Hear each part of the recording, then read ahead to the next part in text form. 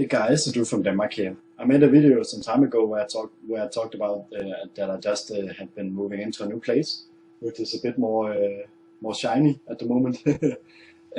Where I also talked about if you guys wanted to hear about the deck ideas. I mean the decks I have because I play a lot of Magic and build a lot of decks and so on. So I asked if you wanted to see that, which some of you said you thought would be interesting.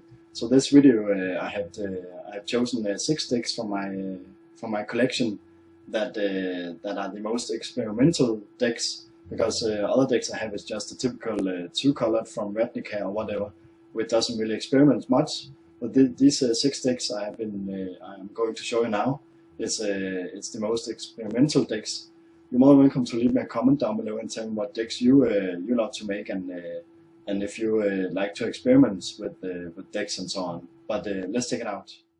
The first deck I wanted to show is a blue and black deck which is all about the Notion Thief we had in Ravnica, Return to Ravnica, which is all about that if the opponent get to draw a card except the first one in his or her draw step, he will skip that draw phase, and I get to draw a card instead, which I think is really awesome.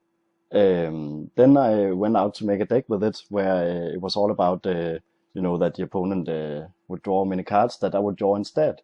So like for instance Master of the Feast, which is all about that at the beginning of the upkeep each opponent draws a card. So I would at that upkeep I would get to draw that card, to draw a card myself instead of the opponent drawing a card, which I thought was really awesome. So the deck consists mostly of cards that will make my opponent draw things. The good thing about about uh, a blue or black deck is that it's really controlly. So I also have cards like Dragon Mystic, where for instance each player reveals the top card of his library. You may put that revealed card onto the owner's graveyard. But if you don't, each player draws a card. Then again, for instance, I can keep check on what the opponent will have or not have, and also together with the Notion Thief, I will get to draw a card instead of the opponent, which is really fun, I think. So it's mostly control and also cards that put creatures on the bottom of their libraries and so on, which I think is really fun. Uh, Mostly, if you check another deck, mostly when I play Magic, I play with a friend, so I don't really play that much multiplayer. But if I play multiplayer, I love to play with a deck like War of the Council, which is all about that you get to vote for something special, and if something happen, if some of these votings will get highest vote, something will happen. Like for instance, they have to sacrifice a creature or lose 4 life. The good thing is that it's only the opponent, so it doesn't affect me, but I still have to. I can still vote for it, which I think is really fun. So in a multiplayer game where we play a lot of people together, and even if I play it together with another player, a teammate, it's still fun to play, I think. And I kind of like these decks that are political in that way. So I made a deck around this mechanic, which I thought was really fun to do. Which is I think this is black and white and blue, yeah. And then there are a few cards that if I can find it, yeah. There are a few cards that while voting you get an additional vote, so I can vote twice, which is just really fun because then I really get to decide what I want. This is also why I don't play in 1 versus 1 match, because then I will always win, because if the last thing the card says is that if the for instance with this card, if Torture gets more votes or the vote is tied, each opponent loses 4 life. So every time it's tied, something will happen. So I could in a 1-1 situation, for instance, I could just say that I want to vote for Torture, and then the opponent will definitely lose 4 life. So it wouldn't be fair, which is why I don't play with the Will of the Council in a 1-1. That's just not really fun. Another deck I went out to build was we had also in Ravnica, I think, Return to Ravnica, was a deck with this Sire of Insanity, where at the beginning of each end step, each player discards his or her hand, which I think was kind of interesting, because what could you do with that? I think it was Hellbent that was all about if the opponent didn't have anything in his hand, or you or something special will happen. But I didn't actually make a deck with that. I paired it with another card that's called Blood Scrivener, which is all about that if you draw a card while you have no cards in hand, instead draw 2 cards and lose 1 life. So I would get to draw more cards than the opponent. I will also lose 1 life, of course. But this combo, I think, is really fun. Because it's a combo, it's kind of horrible, because you have to have these 2 cards specific on the battlefield, and if one of them dies, it doesn't really do anything. So combo decks are kind of hard to trigger. But then I got cards like this one, where it's all about that if the opponent doesn't have any cards in his or her hand at the beginning of his upkeep, they get to lose 5 life and so on. So those kind of cards was really good to have in this deck. Another card I also put in, I added green. This is a blue. This is a black and a red deck, but I also put green in just because I wanted this card, which is all about that at the beginning of your upkeep, you choose a card at random in your graveyard. If it's a creature card, put it into the battlefield, otherwise put it onto your hand. So while the opponent didn't have anything on his hand to cast, because he had to discard everything, I could just get things from my graveyard out on the battlefield, which I thought was really fun. And if you get to put out this combo, it's actually really good, because it's a really handy combo that really works in your favor if you do manage to get it out. But I played it a few times where it didn't really work out, and just failed horribly. So it's not something I play that much anymore, because I think it doesn't really work. So maybe I should put Hellbent in, because Hellbent the mechanic will help a lot more. In general, just try to rework the deck would probably work better, I think. Another deck I have been making is the Soulbound mechanic we had in Avacyn Restored, I think it was. But you get to pair a creature with an unpaired creature, and they both get a benefit. Like this one, for instance, where both creatures will get +2/+2. I think Soulbound is really fun, especially if you do a deck where especially if you do a deck where all of the cards is Soulbound creatures, which I have actually made. So there are only creatures in this deck that buff each other. So for instance, this one gives Death Touch and so on. So if you pair it with the one we saw before, both of these creatures will get 2/2 and Death Touch. So the fun thing about this deck is that every game you play with it is a new game, because you get to pair different creatures with whatever you have on your hand. So you could get a Death Touch Flying, or Death Touch First Strike, or a 5/5 Death Touch, or whatever, which I think is really fun.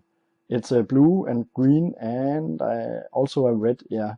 I have the only problem with this deck is that if your creatures are dying all the time, you have to pair them each time, and if they aren't paired with another creature, it's just really horrible. So I should have put more evasion in. Like you can return a creature to your hand and then cast it again on something. Because then you can also cast it on another Soulbound creature, which I think is really fun.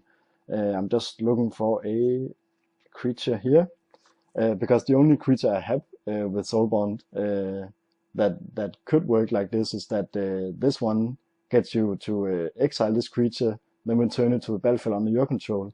So this is really fun, since you can return it to another creature.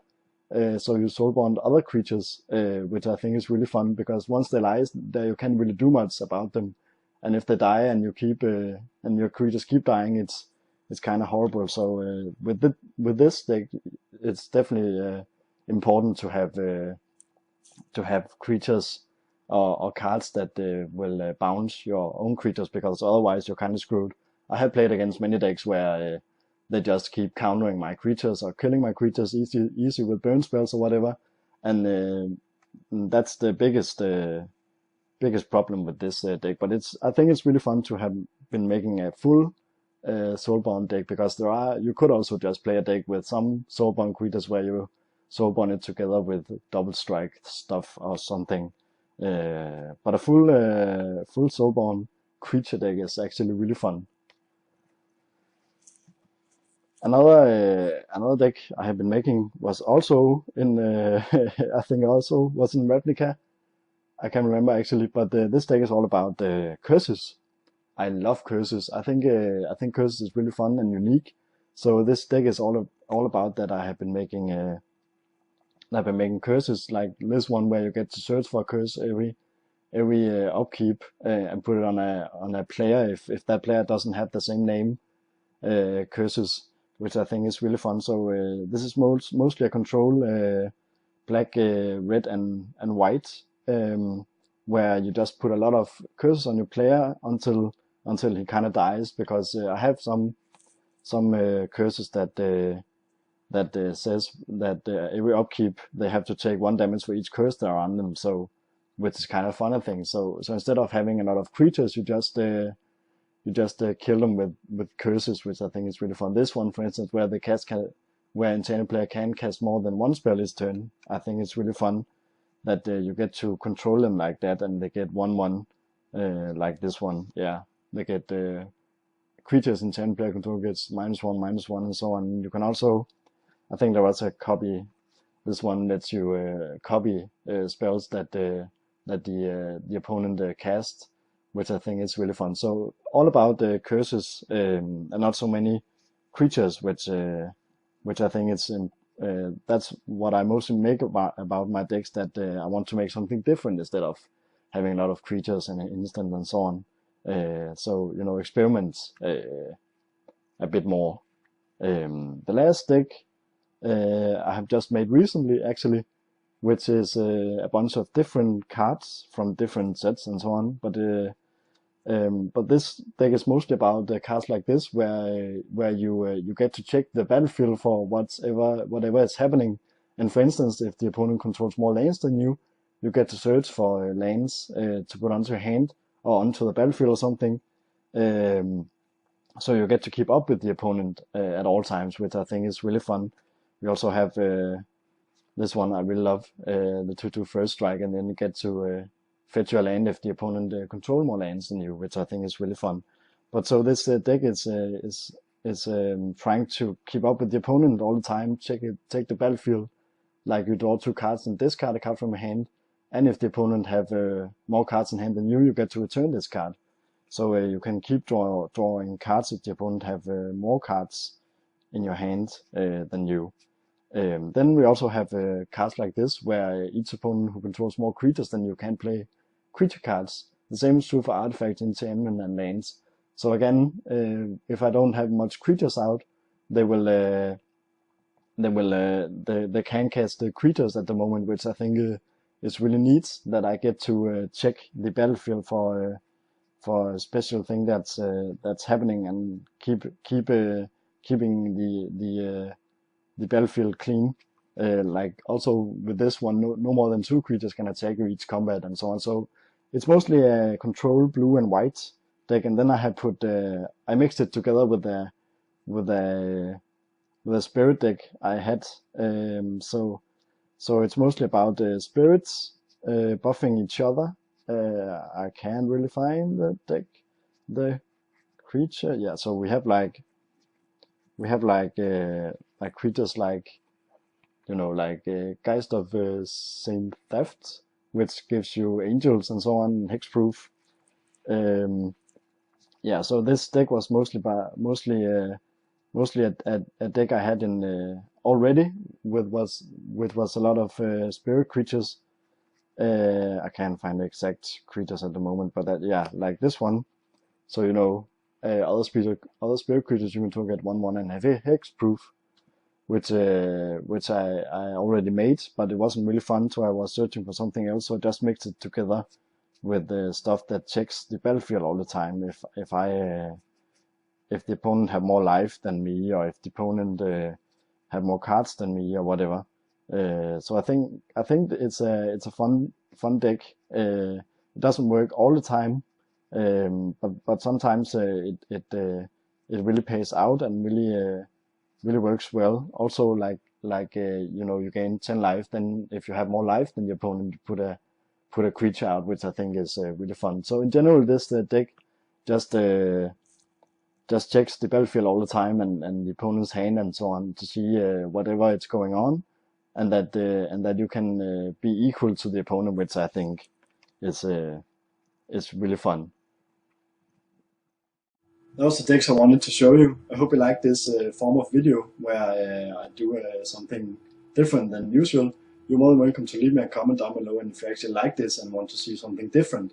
You can also leave me a comment where you talk about the decks you have and if you like to be experimental with decks too. Until next time, have fun guys.